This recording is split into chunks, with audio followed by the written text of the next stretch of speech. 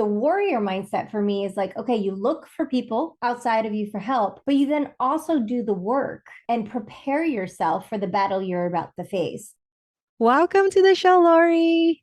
Oh, thank you so much for having me. I'm so excited for you to be here because you are an inspiration. But before we get into all the good stuff, let's go back in time and tell us a low point in your life. Oof.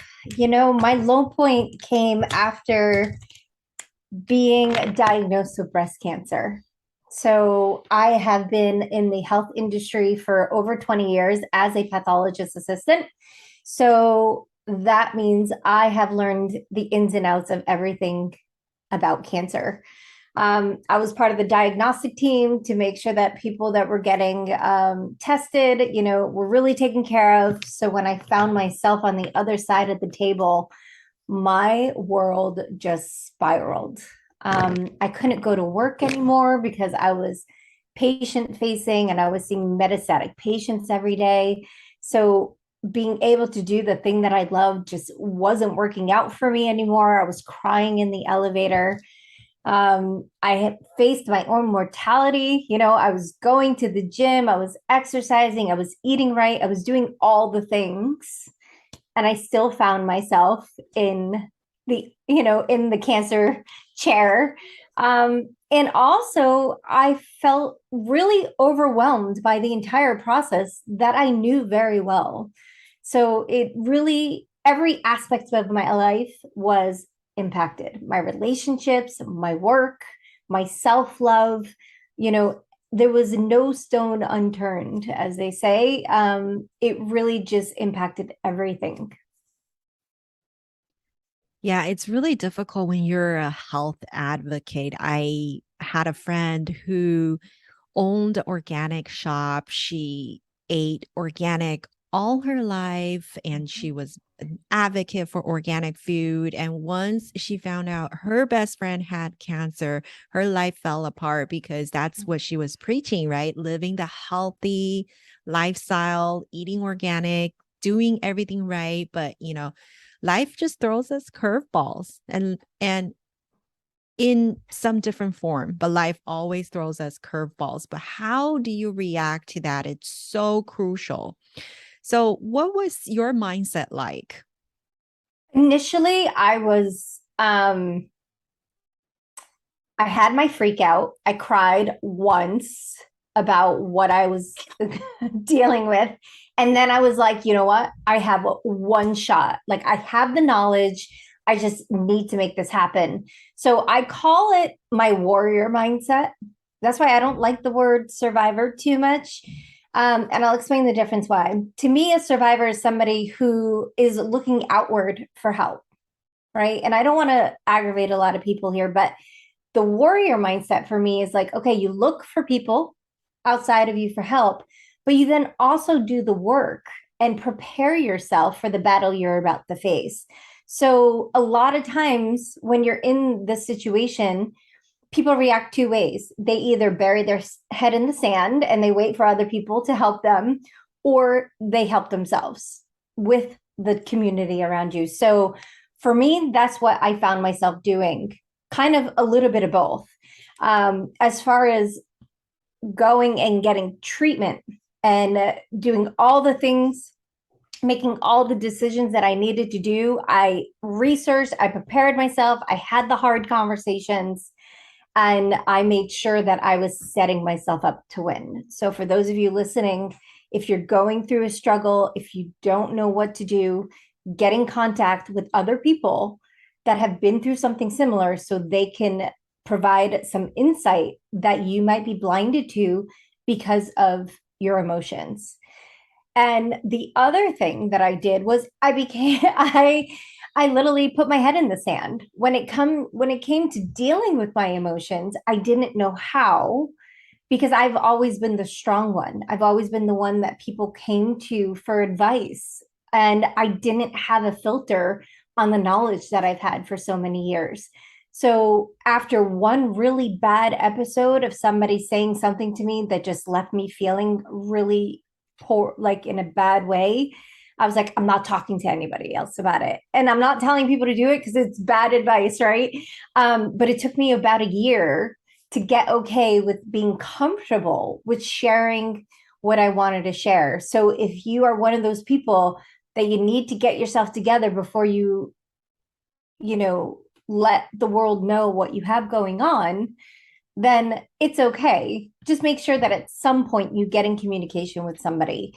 And what that did for me, it was a catalyst to really look at my life and what I loved about my life and what I, wasn't working as well as I wanted it to.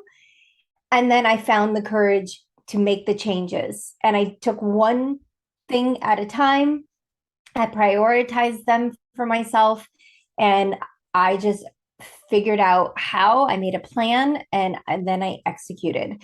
So it's no different than kind of starting your business or, starting something new in your life. You kind of have to look and see what resonates with you, what works for you, what's not working for you, and then taking that first step and having faith that you're going to, no matter what happens, you're going to be okay. What do you think contributed the most to you having that courage to live and decide to live the warrior lifestyle now? Honestly, I felt that I couldn't be a victim, right? And part of why I didn't share my story with a lot of people for a long time was because I didn't want the pity. So for me, I knew I needed to execute in a way that things were handled. So when somebody in the future said something to me that left me feeling maybe I wasn't doing enough or I wasn't doing the right thing, I at least knew that I was doing the right thing for me. And so that was empowering for me. And then slowly, as I told people, I selectively told people because I knew I couldn't do it alone and I needed to find my tribe. And sometimes, regardless of what you're dealing with, the people that are closest to you may not be the people who are going to be able to support you, right? We sometimes look at our significant others as, the person that's supposed to solve everything for us. And this experience made me realize that sometimes we need to look outside of our immediate circle for the support that we need. We can't put that on everybody that's close to us.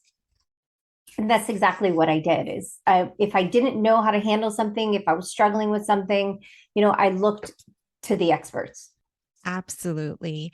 And I think keeping a positive mindset now is so crucial to living a courageous life, right? What Mhm. tools do you use personally to keep a positive mindset in your own life? Oh, I love this question.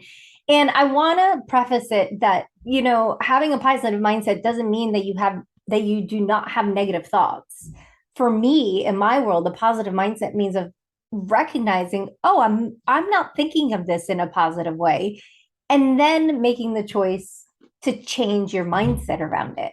So for me, that starts first and foremost with gratitude. I am grateful every day that I am alive. I am grateful for the things that I have in my life. I'm grateful for the opportunities. I'm grateful for this conversation. I literally look for the good in everyone and also in everything that I come across. And the second really has to be, emotional management. For me, that comes in the form of meditation, journaling, being spiritual. I believe that we have to get ourselves to a state where we can be with our thoughts, that we're not escaping them, and that we recognize what's there for us, and then we do the work to change it. And then lastly, for me, a positive mindset, what goes along with that is forgiveness. Forgiving yourself, forgiving others, forgiving whatever you need to forgive that has you feeling any other way besides joyful. Absolutely. And I would say living a great life courageously also means living a meaningful life. Did you Absolutely. find more meaning after this turn of event through your trials and errors? Um, that's a really great question. Yeah, I've always been a person who lived outward. Like I was the yes person, right? You know, you hear the year of yes. I've always been that way. But perhaps I would frame it now that I have even less limitations to what I'm willing to do. I'm always willing to consider doing something. I'll always try something once. I'm more open-minded. Um, and I would also say that how this has changed me is I'm even more compassionate and empathetic. I can now really understand what it means to go through something so traumatic. Where before, when I was just a health practitioner, I empathized, but I didn't really get it to the level that I get it now. And then you're able to help others Yeah. now through your beautiful transformation yourself. Yeah, You're that's how I grew from here. You know, I ended up creating a support for other people who are going through the same thing. So it's been really wonderful in connecting with people and getting their trust. You know, having them open up to me and then having us create something new for them has really been just life changing for me. That's incredible. Is there a quote that you go by to keep your mindset positive continuously? Oh, I love that. Yes. So for me, I actually have this in my bedroom wall. It's the first thing I look at every morning, but it's by Henry David Thoreau, and it's live your beliefs and you could turn the world around. Ooh, I like that. Say that again, Mm. please.